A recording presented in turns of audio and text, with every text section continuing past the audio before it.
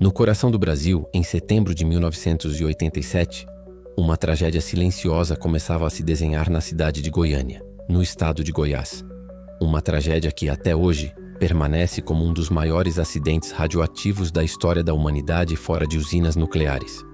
Um evento que mudou a vida de centenas de pessoas, marcou profundamente o país e deixou perguntas que, mesmo décadas depois, ainda não têm respostas definitivas.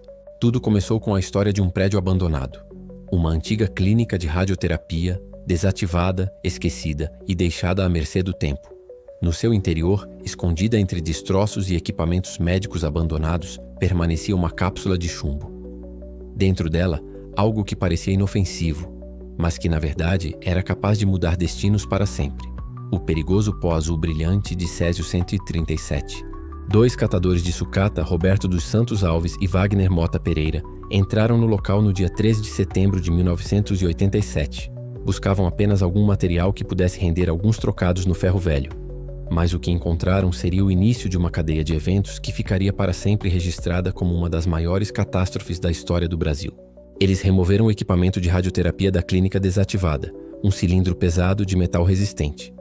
Curiosos e sem qualquer conhecimento dos riscos, levaram a peça para desmontar. Com ferramentas improvisadas, começaram a tentar abrir o equipamento. Dias depois, ao conseguirem perfurar o invólucro, algo inexplicável aconteceu. Diante dos olhos deles, uma luz azulada, hipnotizante, brilhou no escuro da noite. Era o pó de Césio-137. Eles não sabiam, mas aquele brilho fascinante era, na verdade, a morte em forma de radiação. Esse pó de aparência quase mágica começou a ser compartilhado, levado para amigos, parentes e até mesmo usado como enfeite.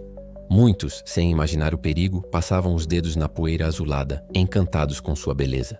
Crianças brincavam com o material.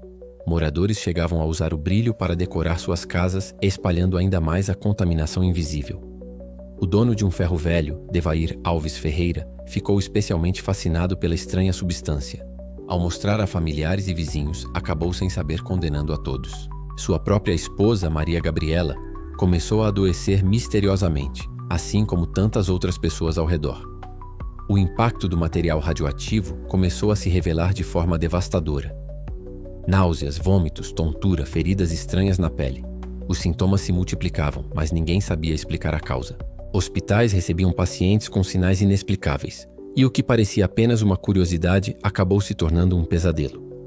Entre as vítimas mais marcantes estava uma menina de apenas 6 anos de idade, Leide das Neves.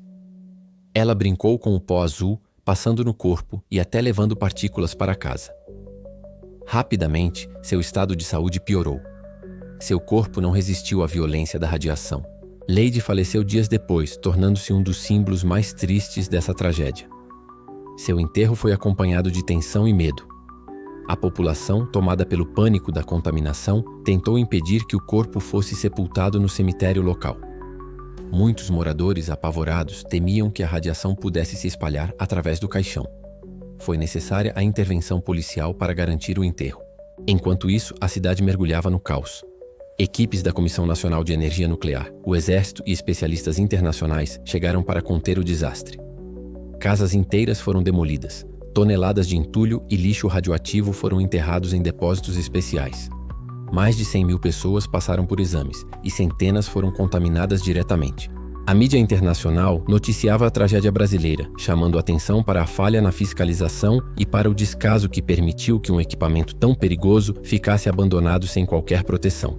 E com o tempo, surgiram perguntas perturbadoras. Por que a clínica abandonada não havia sido isolada? Por que o equipamento de radioterapia foi deixado sem qualquer cuidado? Por que demorou tanto para as autoridades agirem? O acidente revelou não apenas a força destrutiva invisível da radiação, mas também a negligência humana. Famílias inteiras foram destruídas, vidas foram encurtadas, e uma cidade inteira ficou marcada para sempre pelo trauma. Até hoje, o caso Césio-137 levanta questionamentos. Será que o número oficial de vítimas foi realmente divulgado?